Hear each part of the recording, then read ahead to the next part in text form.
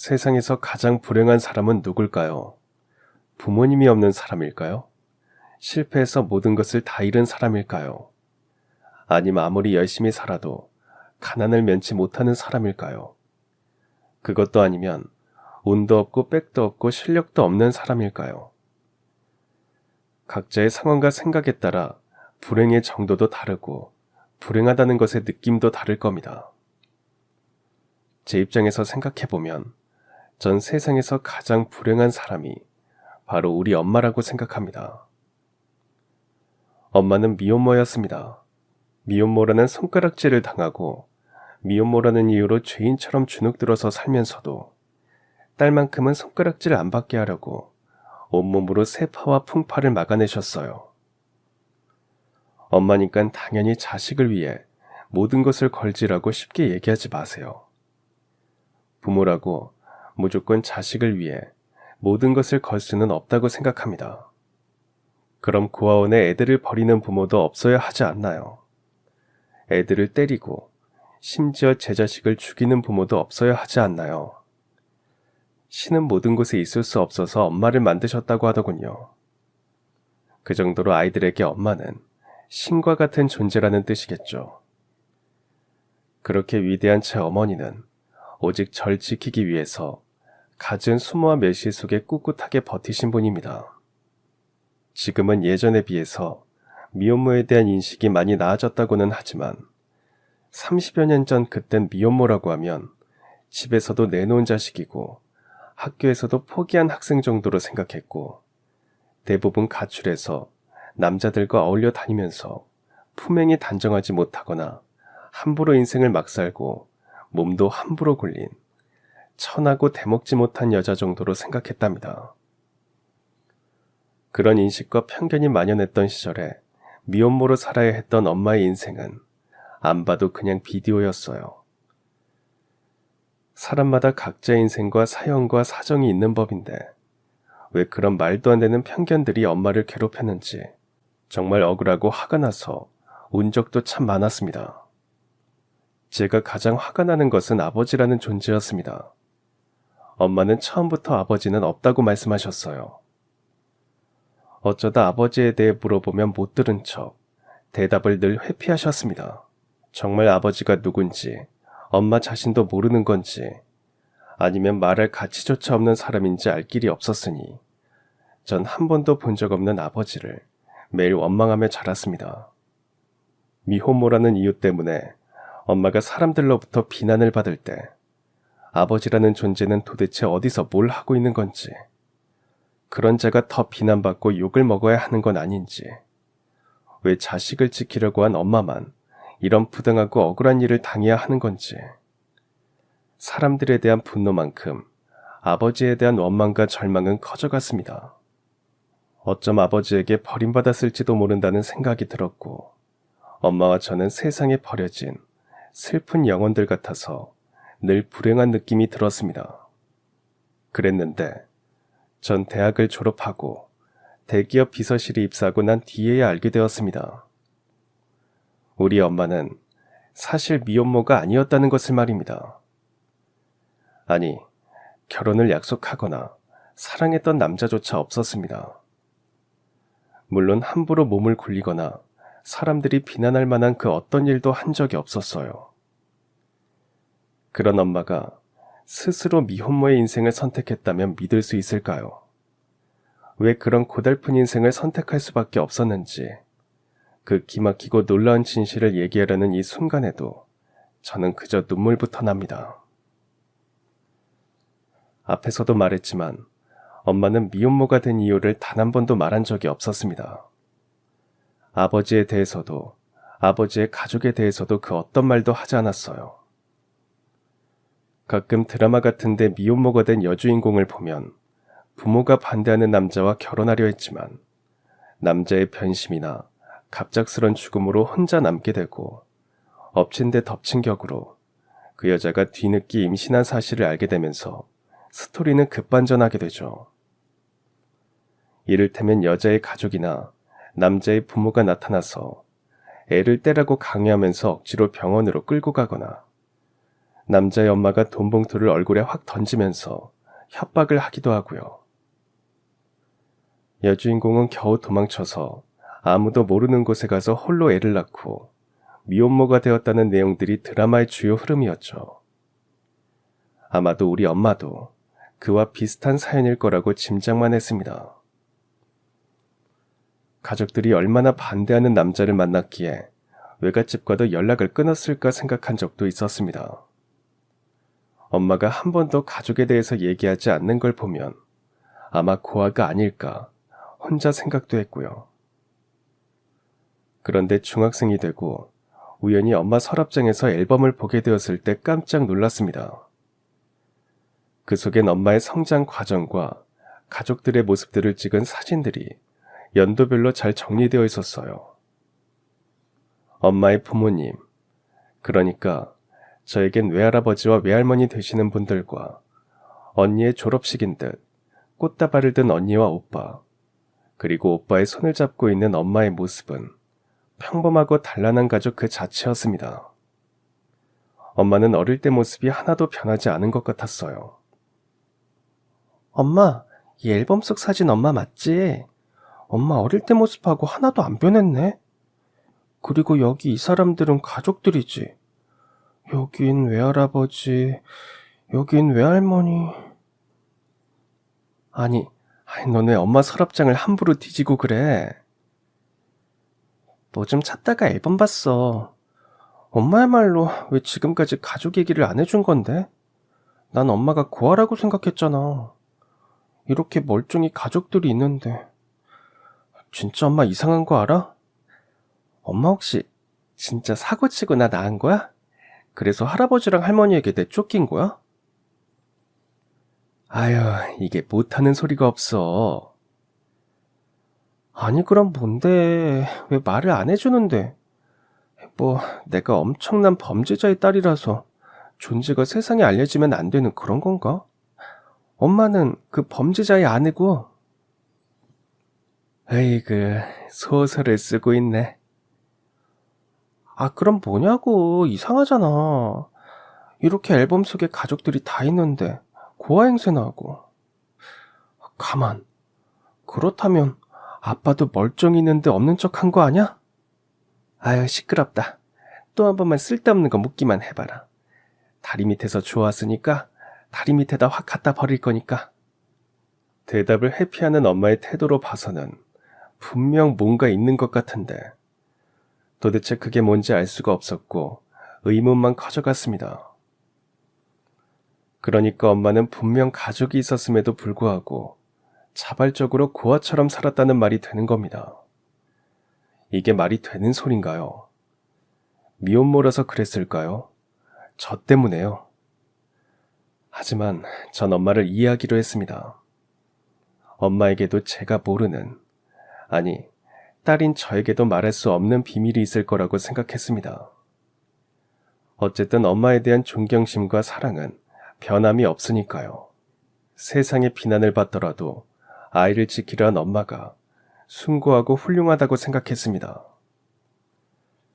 물론 세상은 그렇게 호락호락하지 않았습니다.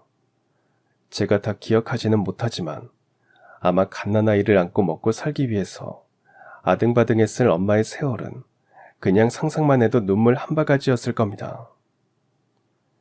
제가 엄마의 삶을 기억하는 것은 7살 이후부터였어요. 그전에는 너무 어려서 아주 단편적으로만 기억이 나곤 했습니다. 언젠가 제가 몹시 아팠는데 엄마가 울면서 저를 안고 응급실로 달려갔던 것도 어렴풋이 떠오르고, 또 언젠가는 단칸방에서 하루 종일 혼자 놀고 있으면 엄마가 일을 마치고 돌아와서 저를 꼭 안아주시면서 하루 종일 혼자 있게 해서 미안하다고 말하기도 했습니다. 그때 엄마는 혹시라도 제가 답답해서 밖으로 나갈까봐 방문을 잠그고 다니셨습니다. 애를 그렇게 방에 가둔 채 돈을 벌러 나가야 했던 자신의 박복한 팔자가 한탄스러울만도 할 텐데 엄마는 단 한 번도 자신의 감정 따위는 중요하게 생각하지 않았어요. 오직 저와 잘 놀아주지 못하는 것에 가슴 아파하셨고 저를 방에 가둬두는 것을 정말 미안해 하셨습니다. 지금 입장에서 보면 애를 학대하는 것 같겠지만 그땐 엄마로선 저를 지키기 위한 최선의 방법이었어요.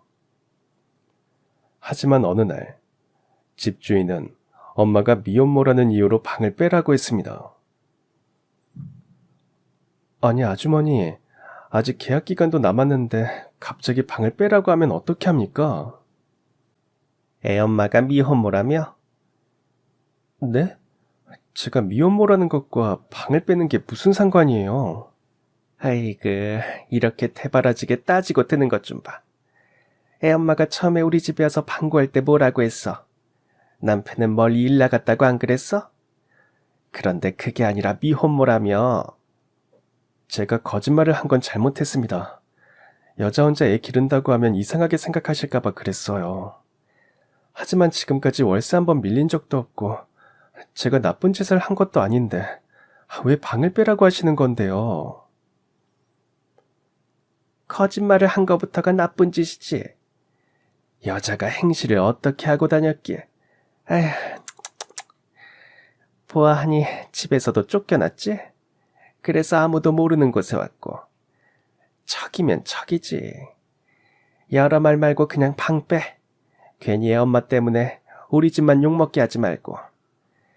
미혼모한테 방 줬다고 동네 사람들이 수근거리는 거 듣기 싫으니까 그리 알아. 그땐 그랬나 봐요. 미혼모하면 행실이 나쁜 여자. 그래서 주인은 애들 교육상 안 좋다는 이유로 무조건 방을 빼라고 호통을 쳤습니다. 전 엄마가 미혼모라는 것과 애들 교육이 도대체 무슨 상관인지 알 수가 없었어요. 주인 집에 내가 셋이 있었는데 제일 막내가 저와 같은 학년이었어요. 그런데 걔는 늘 코를 흘리고 다니고 공부도 못했습니다. 걔는 저하고도 안 친했어요. 엄마와는 마주친 적도 없었는데 무슨 공부상 나쁘다는 건지 도통 이해가 안 갔습니다. 그런데 조금씩 나이가 들고 학년이 올라가면서 저절로 알게 되었어요. 미혼모에 대한 세상의 편견과 시선을 말입니다. 하지만 엄마는 꿋꿋이 버텼고 사람들 보란 듯이 씩씩하게 살아냈습니다. 사람들이 손가락질하고 뒤에서 비난할수록 엄마는 저를 지켜낸 것에 오히려 감사했고 전 그런 엄마의 위대한 진심과 사랑에 늘 감사했습니다. 절대 엄마에게 상처 주지 말고 착한 딸이 되자고 스스로 수도 없이 다짐도 했어요. 그리고 어서 어른이 되어 엄마에게 방패가 되드리자고 스스로를 다그치고 격려하면서 자랐습니다. 엄마는 외모적으로는 좀 차갑고 냉정해 보이는 인상이지만 속마음은 용광로보다 더 뜨겁게 사랑할 줄 아는 사람이었고 늘 긍정적으로 생각하면서 책임감 있게 자신의 할 일을 끝까지 해내는 야무진 사람이었습니다. 엄마는 아무 말을 안 했지만 엄마의 소지품 속에서 대학을 다녔다는 사실을 짐작할 수 있는 단서들이 있었습니다. 국문학 이론, 고전문학 해설, 대학 교양국사, 뭐 이런 책들도 있었고 성적표는 전부 A였습니다. 그런 것으로 보아 엄마는 대학을 다니다가 저를 임신한 뒤에 그만둔 게 아닌가 그런 생각도 했어요. 그렇게 엄마의 모든 인생을 다 버리고 오직 저를 위해서 모든 것을 다 걸어버린 그 엄마를 위해서 저는 제가 할 수 있는 모든 것을 다 하리라 생각했습니다. 매일 더 열심히 공부했고 매일 더 열심히 엄마를 위해서 착한 딸이 되게 해달라고 기도했어요. 제가 꼭 성공해서 엄마를 비웃고 조롱한 모든 세상에 복수하겠다고 각오도 다지면서 오직 그날까지 앞만 보고 달리자고 수도 없이 저를 담금질했습니다. 물론 엄마는 자신이 못다한 대학 공부를 저에게 어떻게든 시키기 위해서 더 가열차게 살아냈습니다. 전단지 돌리기, 청소하기, 시장에서 야채 다듬기, 배달하기, 식당 설거지하기, 공장 일하기, 김밥 팔기, 포장마차, 커피 리어카, 붕어빵 장사, 출퇴근 가정부 등등. 엄마가 저와 살기 위해서 했던 모든 일들은 다 나열하기조차 힘들 정도로 많았습니다. 그렇게 악착같이 살아낸 엄마는 제가 대학에 들어갈 무렵에 드디어 작은 김밥집을 열었어요. 워낙 김밥을 잘 만들었고 엄마 김밥을 한번 먹어본 사람은 그 맛을 잊지 못하고 김밥을 더 만들어서 팔라고 권했습니다. 사실 김밥 안에 특별히 들어가는 것은 없이 평범한데도 희한하게 엄마 김밥은 먹기만 해도 입에서 살살 녹았습니다. 엄마가 이렇게 김밥을 잘 만들게 된 것도 다 저 때문이었어요. 반찬은 없고 딸에게 밥은 먹여야 했던 엄마는 어느 날 집에 있던 김을 펼치고 밥에 양념을 해서 돌돌 말아 싸주었는데 너무 맛있다고 제가 발을 구르며 좋아했답니다. 반찬도 없이 그저 밥에 김 하나 말아준 것에 딸이 기특하게도 좋아해주니 엄마는 눈물도 났고 어린 것이 엄마 기분 좋으라고 그런다는 생각하면서도 김밥밖에 줄 수 없는 그 현실에 한탄하지 않고 결국 모든 사람들이 감탄하는 김밥을 만들어냈던 겁니다. 맨밥에 김을 말던 엄마는 가끔 신김치를 얻어와서 깨끗하게 씻고 살짝 볶아서 김밥에 말아주기도 했고 월급날이면 계란, 시금치, 어묵을 사와서 제대로 김밥처럼 만들어주기도 했습니다. 그날그날 있는 재료로 매일 김밥을 만들다 보니 어느새 김밥의 달인이 돼버린 우리 엄마. 남들은 엄마 김밥에 감탄하지만 전 그 김밥 속에 담긴 엄마의 눈물과 이것밖에 해주지 못해 늘 미안해하던 엄마의 아픔을 먹고 자랐습니다. 누구는 어려서 너무 김밥만 먹어서 이제 신물이 나지 않냐고 묻겠지만 아니요. 전 매일매일 엄마 김밥만 먹어도 행복했고 엄마가 김밥집을 열게 되었을 때 너무 신이 나서 세상을 향해 소리치고 싶었습니다. 세상 사람들, 우리 엄마가 미혼모라고 손가락질했던 당신들 잘 봐요. 우리 엄마 김옥분 여사가 드디어 해냈어요. 드디어 김밥집 사장님이 되셨다고요. 산 정상에 올라가서 마이크를 대고 정말 그렇게 큰 소리로 모두에게 다 말하고 싶을 만큼 세상을 향해 소소하게 복수를 한 우리 엄마가 너무 자랑스러웠습니다. 그리고 우연히 엄마 김밥을 먹어본 외국 관광객이 자기 나라로 돌아가 소개를 하면서 외국에서도 엄마 김밥이 소문이 나기 시작했고 한국에 온 외국인들이 꼭 우리 엄마 김밥을 먹으러 올 정도로 유명해지기도 했습니다. 언젠가는 외국 기자가 엄마표 김밥을 취재하러 오기도 했는데 엄마가 인터뷰하면 제가 옆에서 통역을 해주었어요. 그때 엄마는 너무 감격스러워 울기도 했는데 저도 엄마를 끌어안고 우는 모습이 외국에 소개되기도 했답니다. 전 결국 인간 승리를 해낸 엄마를 더욱 사랑하고 존경하면서 대학생활도 열심히 했고 4년 내내 장학금을 받으면서 다녔습니다. 미팅 한 번 안 했고 엽론 한 번 안 팔면서 오직 공부에만 집중했어요. 몇 번 저에게 관심을 보이면서 따라다니는 남학생들이 있었지만 단호하게 선을 그었습니다. 그때 제 목표는 오직 성공해서 우리 엄마 한을 풀어주는 것이었으니까요. 그것 외엔 제 안중에 없었습니다. 진이야, 공부도 좋지만 너 한창 예쁠 땐데 좀 꾸미고 다녀라. 너 좋다는 그 경영학과 선배, 그 사람 김밥집에 와서 김밥 먹고 가고 그럴 때 보니까 괜찮던데 왜 그러니? 엄마가 슬쩍 물어보니까 집안도 괜찮은 것 같고 그냥 한번 만나봐. 모든 건 다 때가 있는 거야. 엄마, 그 선배한테 잘해주지 마. 난 남자한테 관심 없어.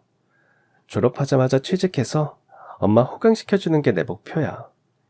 그러니까 엄마도 내 목표에 이러쿵저러쿵 간섭 말아요. 아니, 내가 언제 호강시켜달래? 엄만 지금도 충분히 좋아. 장사도 잘 되고 너도 공부 잘하고 착하고. 여기서 뭘 더 바래. 괜히 나중에 그때 왜 그 선배 잡으라고 안 했냐고 울지 말고 그냥 엄마 말 들어. 공부도 때가 있지만 사랑도 때가 있는 거야. 너 혹시 엄마 때문에 그래? 엄마가 미혼모라서 남자 집에서 싫어할까 봐. 엄마, 난 엄마가 미혼모라서 더 좋아하고 존경해.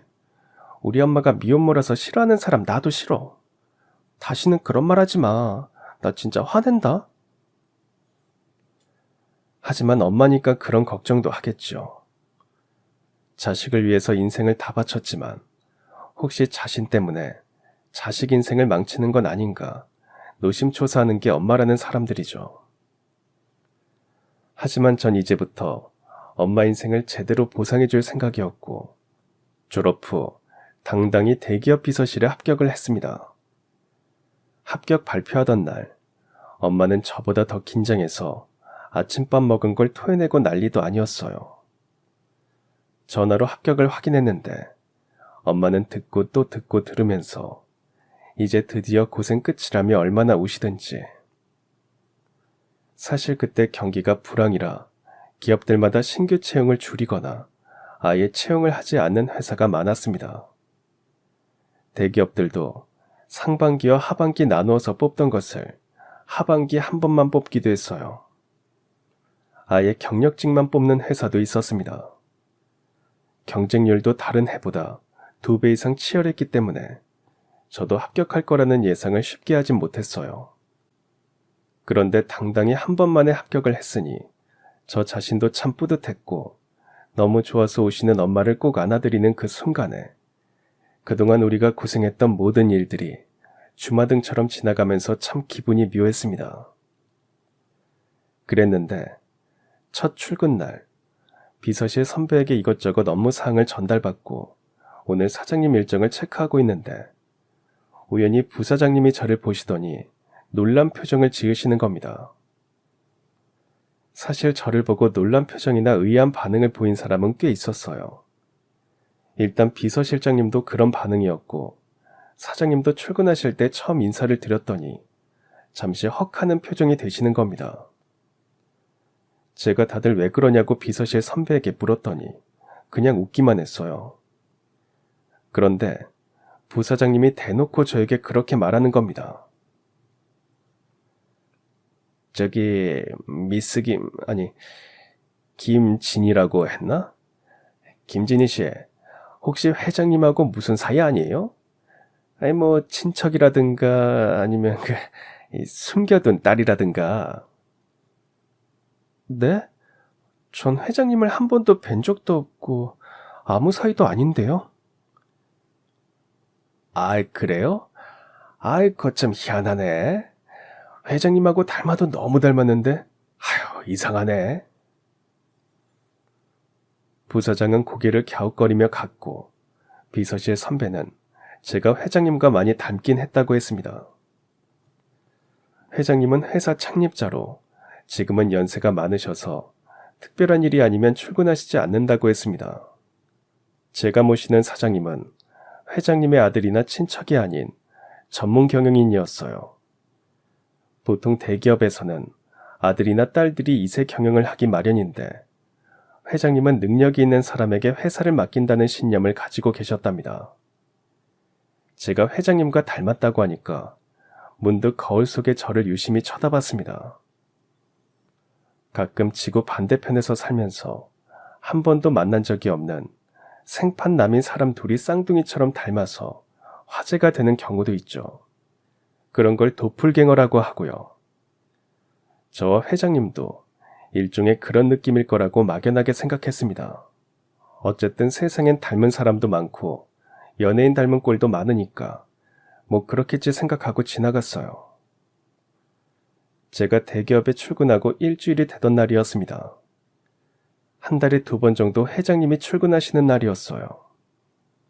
비서실은 초긴장 상태에 들어갔는데 사장님 비서실에서 회장님 비서 업무도 같이 담당했기 때문에 아침부터 회장님 맞을 준비로 부산스러웠습니다. 드디어 회장님이 들어오셨는데 전 90도로 인사를 했습니다. 그 순간 저를 유심히 보시던 회장님도 회장님 얼굴을 본 저도 서로 깜짝 놀라고 말았습니다. 닮아도 너무 닮아서 거울을 보는 것 같이 소름이 쫙 끼치는 겁니다. 직원들도 서로 저와 회장님 얼굴을 번갈아 헐깃거리면서 수근거렸어요. 비서실 선배는 진짜 회장님과 아무 사이도 아닌 거냐고 계속 물었고, 부사장님까지 와서 이렇게 닮았는데도 완전 남이라면 이건 세상에 이런 일이 나올 얘기라고 어찌나 정신사납게 하든지 정말 짜증이 다 날 정도였습니다. 그리고 그날 회장님은 저를 조용히 부르셨습니다. 이름이 김진이라고 했지. 나도 부사장한테 말로만 닮았다는 소리를 들었는데 실제로 보니까 정말 많이 닮아서 놀랐어요. 그래서 말인데 뭐 하나 좀 물어보겠네. 혹시 김도희라는 이름을 알고 있나? 아니요, 처음 들어보는 이름입니다. 그럼 혹시 어머니 성함이 어떻게 되시나? 김옥자 분자 김옥분이십니다. 회장님은 엄마 이름을 듣자 잠시 놀라는 듯 하시더니 다시 말을 이으셨습니다. 그럼 어머니가 예전에 국문과를 다니셨나? 네, 다니시긴 했지만 사정이 생겨서 중간에 자퇴하신 걸로 알고 있습니다. 회장님은 잠시 뭔가 생각에 잠기시더니 조심스럽게 물으셨습니다. 그럼 내가 이런 부탁을 해서 미안한데 어머니를 한번 뵐 수 있겠나? 좀 이상하게 들리겠지만 내가 꼭 어머니를 만나봐야 할 일이 있어서 그래요. 부탁하네. 그 이유는 나중에 얘기해 주겠네. 도대체 대기업 회장님께서 평범한 김밥집 사장님인 우리 엄마를 왜 만나려 하시는지 의아했습니다. 그날 회장님을 뵙고 나오니까 비서실 직원들은 회장님과 아는 사이가 진짜 맞냐고 되묻고 혹시 숨겨둔 딸이 아니냐고 자기들끼리 온갖 추측과 상상의 나래를 폈습니다. 회사에도 금방 소문이 나서 저를 보면 수근거리는 소리가 들려 정말 창피했어요. 물론 회장님과 잘 아는 사이라는 게 나쁘다는 건 아니지만 괜히 나중에 회장님과 아무 사이도 아닌데 제가 미혼모의 딸이라는 사실만 알려줘서 사람들의 부당한 시선 속에 놓일까봐 조금 걱정이 됐습니다. 저는 그런 편견에 맞설 준비와 용기를 가진 사람이지만 괜히 저 때문에 우리 엄마가 욕을 먹는 건 정말 참을 수 없었거든요. 그날 퇴근하고 엄마에게 회장님 얘기를 했습니다. 전 엄마도 깜짝 놀랄 줄 알았는데 마치 이런 날이 올 줄 알았다는 듯 의외로 담담한 겁니다. 엄마, 진짜 우리 회장님하고 아는 사이야? 아니, 회장님하고는 한 번도 만난 적도 없고 얼굴 한번 본 적도 없어. 근데 왜 회장님이 엄마한테 만나자고 하는 걸까? 회장님이 혹시 김도희라는 이름을 물어보셨니? 물어보셨어. 근데 내가 모른다고 하니까 엄마 이름을 물어보시는 거야. 그래서 우리 엄마는 김옥분입니다라고 했더니 회장님이 뭔가 잠시 생각에 잠기시다가 엄마를 만나봤으면 좋겠다고 하시는 거야. 엄마, 진짜 무슨 일인데요? 그건 회장님 만나고 나면 다 알게 될 거야. 엄마의 대답도 참 의외였습니다.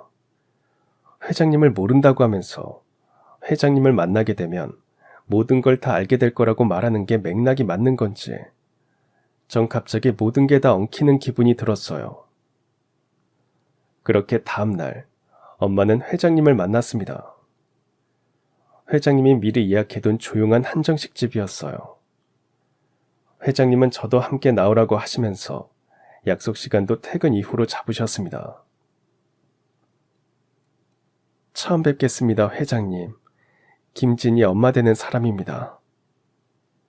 네, 반가워요. 진작 뵙고 싶었는데 이제야 보는군요. 언젠가는 이런 날이 올 거라고 짐작은 했습니다. 엄마의 말에 회장님은 갑자기 손수건을 꺼내 눈물을 훔치셨습니다. 전 좀 당황해서 어떻게 해야 할지 몰랐어요. 비서실 직원으로 대응해야 할지 그냥 오늘 회장님 초대에 응한 손님으로 행동해야 할지 참 난감하고 어색한 자리였습니다.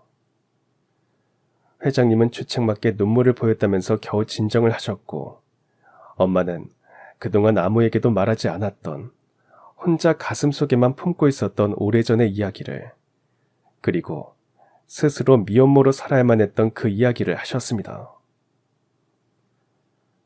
엄마에게는 고등학교 때부터 절친이 있었습니다. 이름은 김도희. 엄마와 도희는 성격도 비슷하고 관심도 비슷하고 키도 신기할 정도로 똑같았답니다. 그저 가만히 있어도 마음 편한 친구였고 고등학교 내내 붙어 다니면서 평생 이렇게 함께 가자고 서로 거창한 약속 같은 건 안 했지만 서로의 마음속에 그런 생각을 가질 만큼 돈독한 사이였죠. 그런 두 사람이 친하게 된 이유는 고등학교 1학년 때 마니또 게임 때문이었답니다. 새학기 초에 반장이 된 김도희는 반 친구들이 서로 빨리 친해질 수 있게 묘안을 생각했는데 그게 바로 마니또 게임이었대요. 반 아이들의 이름이 적힌 쪽지를 바구니에 넣고 각자 돌아가면서 쪽지를 하나씩 뽑아서 나온 그 이름이 자신의 비밀 친구가 되는 것이었죠. 비밀 친구는 게임이 종료되는 날까지 절대 공개해서는 안 되고 누가 누구의 비밀 친구라는 힌트도 절대 주면 안 되는 게 룰이었습니다. 만약 자신의 마니또에게 선물을 주고 싶으면 가장 은밀하고 남몰래 주어야 했고 혹여 상대방이 눈치를 채면 두 사람 간의 마니또 게임은 바로 종료가 되는 것이었죠. 그런데 운명처럼 엄마의 마니또는 김도희였고 김도희의 마니또는 엄마였던 겁니다. 물론 마니또가 공개되기 전까지는 서로가 서로의 마니또라는 사실은 몰랐답니다.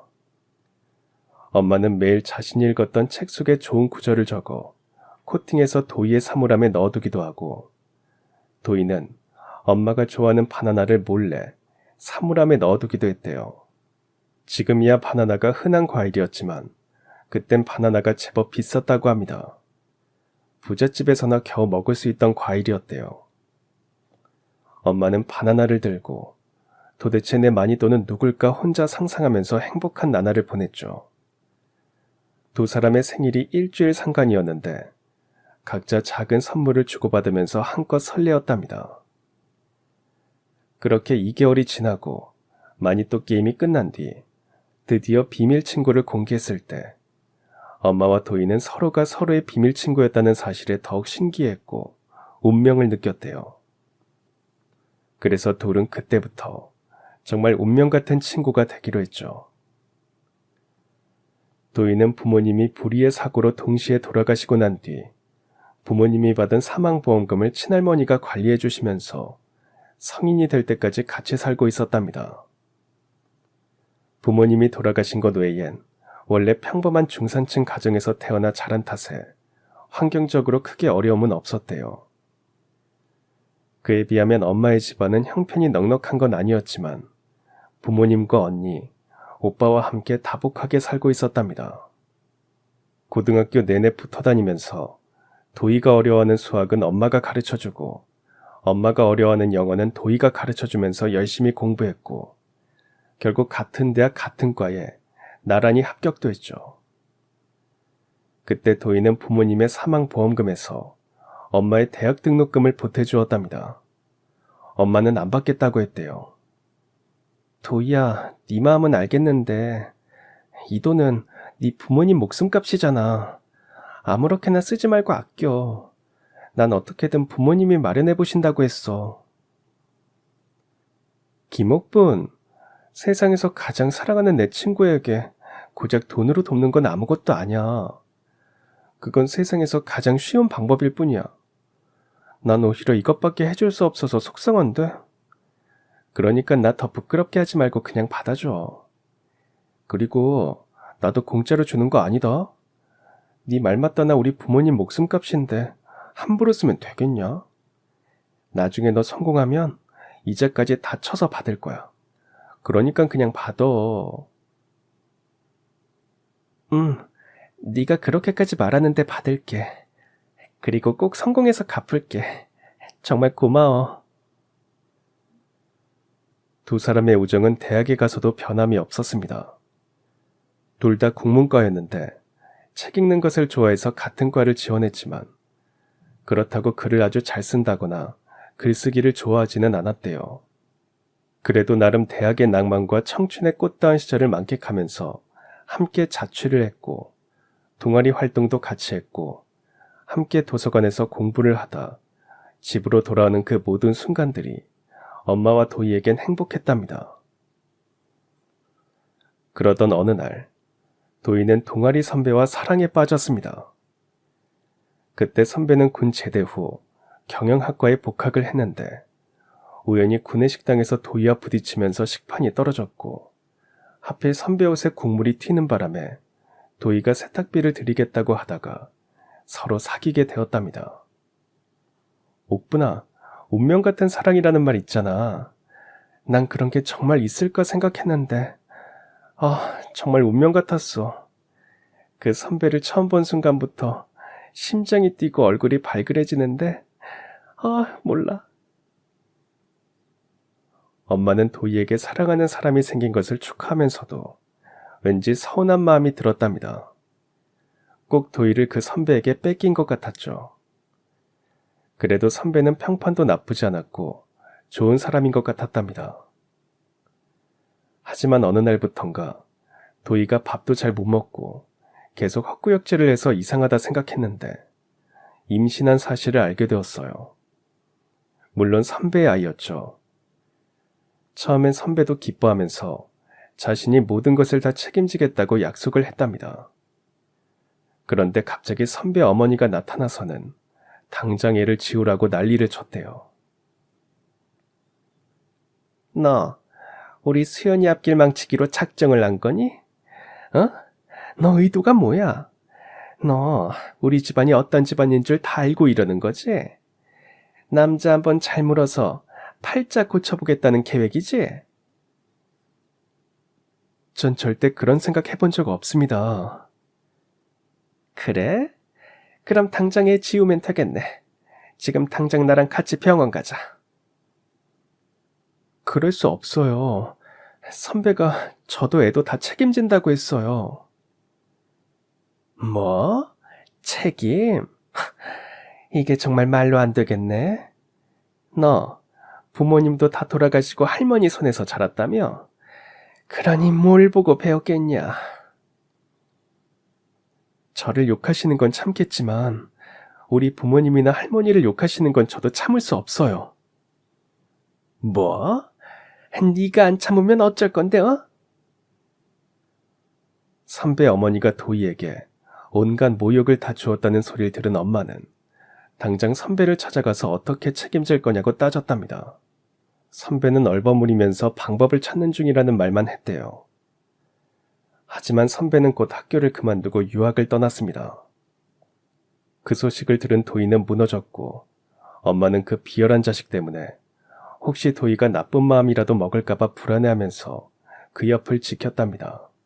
다행히 도희는 마음을 다잡았고 아이를 낳기로 했대요. 학교도 그만두고 부모님 사망보험금으로 버티면서 10달을 보냈죠. 그렇게 일란성 쌍둥이 남매를 출산했는데 어느 날 선배 어머니가 어떻게 알고는 자취방으로 찾아와서 아들만 데려가겠다고 하더랍니다. 아니 이것 보세요. 당장 애떼라고 할 때는 언제고 이제 와서 아들만 데려가겠다고요? 대단한 집안에선 일을 이딴 식으로 하나 보죠? 아가씨는 누군데 참견이야? 저 도희 친구예요. 왜요? 아이고, 아주 끼리끼리 잘 노네. 너희들한테 우리 집안 핏줄 못 맡겨. 그럼 쌍둥이 모두 데려가세요. 하지만 선배 어머니는 무당까지 대동하고 와서는 일란성 쌍생아로 태어난 기집애는 집안을 말아먹는 요물이라는 말만 믿고는 갓 태어난 아들만 억지로 데리고 갔습니다.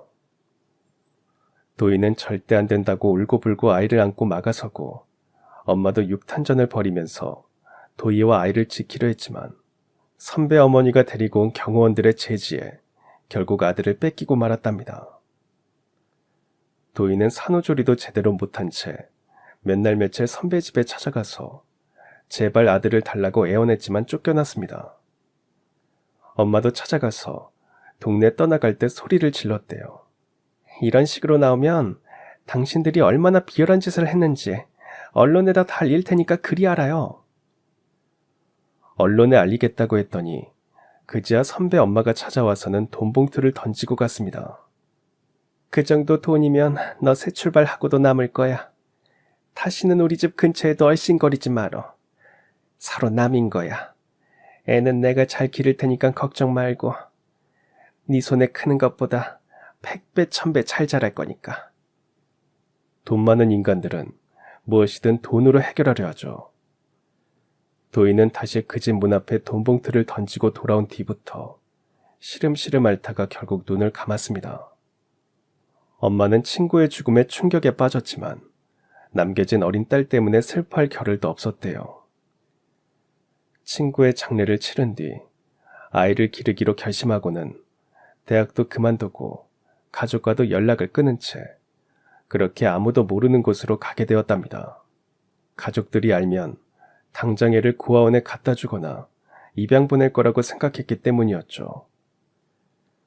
도희는 잃었지만 도희의 딸은 결코 잃을 수 없다고 생각한 엄마는 그렇게 스스로 미혼모가 되어 살았던 겁니다. 그제야 전 고통스럽고 슬프기만 했던 엄마의 삶을 알게 되었고 엄마를 안고 오열할 수밖에 없었습니다. 아무리 친구의 딸이라고 해도 세상에 누가 이렇게까지 자신을 희생하면서 살아낼 수 있을까요? 엄마의 말을 조용히 듣고 있던 회장님도 주체할 수 없이 눈물을 흘리셨습니다. 진이 어머님의 얘기를 들으니 정말 제가 부끄러워서 얼굴을 들 수가 없습니다. 회장님은 아들에게 여자가 있었다는 사실을 훗날 알았다고 했습니다. 그때 미국 현지 법인 설립으로 항상 바쁠 때였고 아들이 곧 미국 유학을 온 뒤에는 잠시 미국에서 함께 살기도 했지만 전혀 여자에 대해서는 말이 없었답니다. 그리고 회장님은 귀국을 했는데 얼마 뒤 미국에 남아서 유학 생활을 하던 아들이 괴한의 총격에 사망하는 일이 벌어졌답니다. 당시 미국 교포 사회에서도 그 사건이 이슈가 되었대요. 뜻하지 않은 큰 충격에 회장님과 선배 엄마, 그러니까 회장님 사모님도 모두 헤어날 수 없는 슬픔에 빠졌답니다. 귀하디 귀한 외동아들의 장례를 치르고 난 뒤 모든 것이 다 부질없게만 느껴졌대요. 그때 사모님이 아들에게 여자가 있었다는 말을 처음으로 하더랍니다. 그리고 아이를 낳았다고 했대요. 회장님은 우리 핏줄이니까 당연히 우리가 거둬야 한다고 말했고 그 여자가 보상을 원하면 보상을 해주고 우리 집 며느리로 살길 원하면 며느리로 받아주자고 했답니다. 그런데 며칠 뒤 사모님이 갓난아이를 안고 와서는 여자가 돈을 요구해서 돈을 주었다고 했답니다. 전 그때 아내 말을 그냥 믿었어요. 아들도 죽고 없는 마당에 며느리를 맞는다는 것도 남들이 볼 때는 이상할 수도 있었고 그냥 손주 녀석이라도 우리 곁에 남게 되어서 감사한 마음이었고 잘 기르자고 생각했어요. 회장님과 사모님은 아들을 잃은 슬픔을 손주를 보면서 달랬고 위로받았답니다. 손주는 건강하게 무럭무럭 잘 자랐고 공부도 잘했고 가끔 부모가 그리울 만도 한데 무슨 사정이 있을 거라고 생각한 건지 묻지도 않고 할아버지 할머니의 희망이자 기쁨이 되어주었답니다. 하지만 손주가 15살 여름방학 때 친구들과 여행을 갔다가 사고로 그만 사망을 하고 말았대요. 정말 하늘이 무너지는 것 같았어요. 아들에 이어 손주까지. 그 일로 아내는 충격을 이기지 못하고 쓰러져서 반신불수가 되었죠. 그제야 사모님이 모두 다 자기 탓이라고 자책을 하더랍니다. 그리고 손주와 함께 태어난 일란성 쌍둥이 여자애가 있다는 사실도 그때 처음 말하더래요. 다 내 탓이에요, 내 탓. 내가 그의 엄마를 죽게 만든 거나 마찬가지예요. 내 죄로 아들도 죽고 손주도 죽게 만들었어요. 회장님은 아들에게 사랑하는 여자가 있었고 사모님이 그 여자를 떼어내기 위해서 아들을 서둘러 미국으로 유학을 보냈다는 것과 그 이후 여자가 일란성 쌍둥이 남매를 출산했다는 사실을 드디어 알게 되었습니다. 손주를 데리고 올 때는 여자가 돈만 원했다고 해서 그런 줄 알았는데 그게 아니었던 거죠. 쌍생아 여자애는 집안을 말아먹는다는 무당의 말만 믿고 어리석은 짓을 했다고 사모님은 식음을 전폐했답니다. 아이를 낳은 산모와 손녀를 몰인정하게 외면한 걸 후회하고 자책하다가 결국 지병이 심해지면서 얼마 못 가서 눈을 감고 말았고요. 회장님은 사모님이 알려준 대로 여자의 이름과 절친엄마 이름을 알았고 당장 친모인 김도희를 찾아 나섰지만 세월이 너무 흐른 탓에 찾는 게 쉽지 않았답니다. 하지만 곧 친모가 사망한 사실을 알게 되었죠. 혹시나 하는 마음으로 김옥분 씨를 찾아다녔어요. 절친이었으니까 아이의 행방을 알 수 있을 거라고 생각했어요. 하지만 엄마를 찾는 것도 쉽지 않았답니다. 이름만 알고 있었지 연락처나 주소를 아는 것도 아니었으니 서울에서 김 사장 찾기나 마찬가지였던 거죠. 그때 엄마는 아무도 찾을 수 없는 지방으로 이사를 갔고 홀로 저를 키우셨으니까 제 아무리 대기업 회장님이라고 해도 찾기 힘드셨을 거라는 생각이 들었습니다. 결국 찾기를 포기한 회장님은 그저 어디서라도 손녀가 잘 있기를 늘 기도하면서 고아원이나 보육시설, 소년소녀 가정들을 후원해 왔답니다. 뒤늦게 그런 호의를 베푼다고 해서 생모와 어디에 있는지도 모르는 손녀에 대한 미안함이 없어지는 건 아니지만 그래도 용서를 비는 마음으로 그렇게 살았답니다. 그 간절함을 신이 들어주셨나 봐요. 이렇게 손녀를 만나다니 정말 믿기지 않아요. 이번 신입사원 중에 회장님을 너무 쏙 빼닮은 비서가 들어왔다는 소식에 처음에는 그러려니 했답니다. 그런데 부사장이 직접 찍은 사진을 보내주었는데 그걸 보고 깜짝 놀랐다고 했어요. 혹시 손녀가 아닐까 하는 기대를 했는데 정말 신이 기도를 들어주셨다고 울먹이셨고 회장님은 다 자신의 잘못이라며 엄마 앞에 무릎을 꿇고 용서를 비셨습니다. 회장님 왜 이러세요? 어서 일어나세요. 진이야 뭐하니? 어서 회장님 부축해드리지 않고. 저는 회장님을 부축해서 자리에 앉혀드렸어요. 너무 미안하고 고마워서 내가 뭘 어떻게 해야 김옥분 씨 그 험난했던 인생을 다 보상해 드릴 수 있을지 모르겠네요. 회장님 잘못이 아니잖아요. 그리고 전 우리 진이 엄마입니다. 회장님께 감사 인사 받을 이유는 없습니다. 그래도 친손녀 찾으셨으니 한번 안아주세요. 자라면서 내내 의지할 만한 친척도 가족도 없어서 외롭고 쓸쓸하게 자랐답니다. 진이 양, 내가 한번 안아봐도 되겠어요? 제가 회장님을 안아드렸습니다. 어깨를 들썩이며 우시는 그분의 등을 가만히 토닥여드리고 그분 손도 잡아드렸어요. 사실 전 엄마와 회장님 말을 듣고 여전히 믿기지 않고 얼떨떨했지만 제 핏줄을 찾았다는 것에 저도 감사했습니다. 스스로 미혼모의 삶을 선택하여 세상의 멸시를 받으면서도 저를 키우고 견뎌내신 엄마의 비밀을 알게 되었고 놀랍고 위대한 엄마의 사랑과 절친과의 우정 앞에서 그저 존경의 마음뿐이었습니다.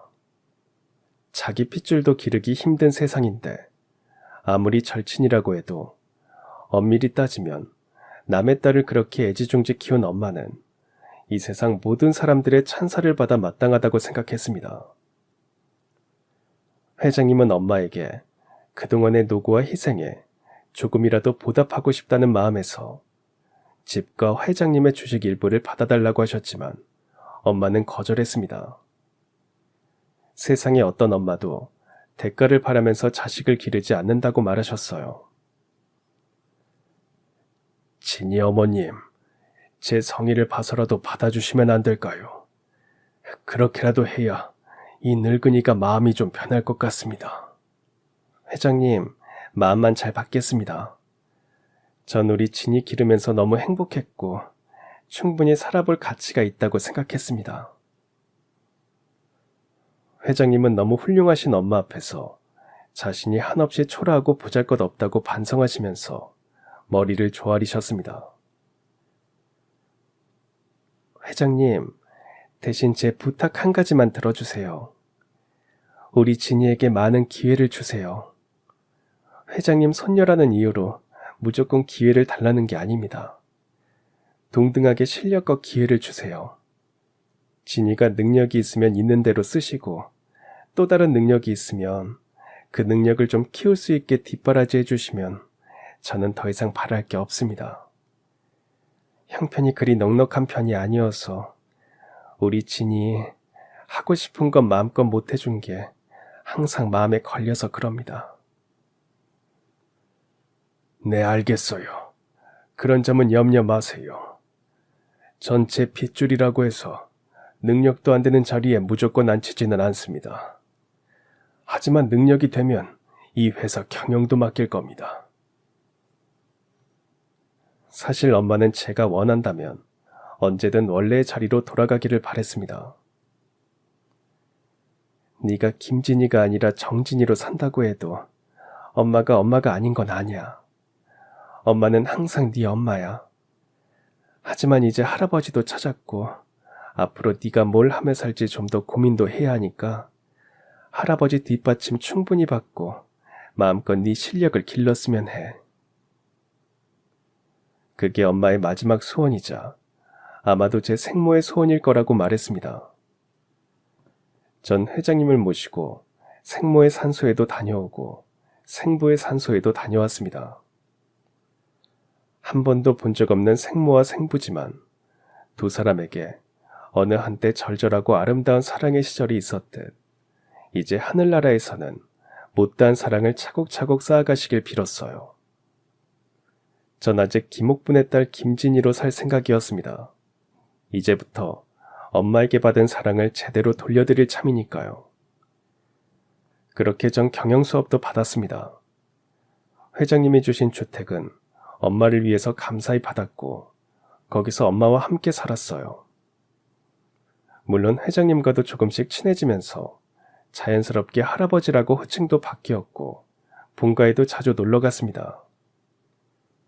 먼 훗날 제가 회사를 잘 경영할 수 있을 만큼의 능력이 될지는 여전히 알 수 없고 더 검증받아야 하지만 이왕 이렇게 된 거 한번 열심히 해보려 합니다. 김옥분의 딸답게 절대 지지 않고 악착같이 해낼 생각이에요. 물론 언젠가는 회장님의 성을 따라 회장님의 손녀로 살아야 할지도 모르지만 그때까지는 더 열심히 엄마의 딸로 살아갈 것입니다.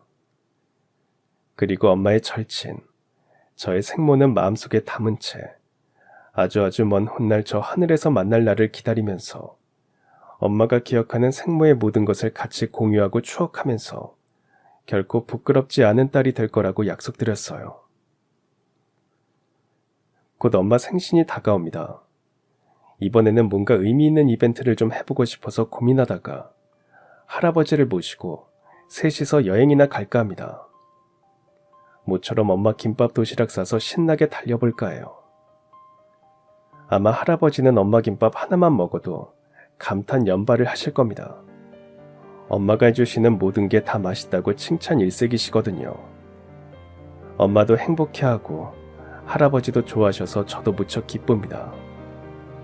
그리고 이 세상 모든 엄마들을 응원하고 지지하며 자식을 위해 모든 것을 거는 그녀들의 인생과 행복을 위해 아낌없는 박수를 보냅니다.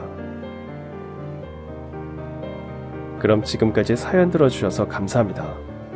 사연이 재밌으셨다면 구독과 좋아요 부탁드려요. 감사합니다. 안녕히 계세요.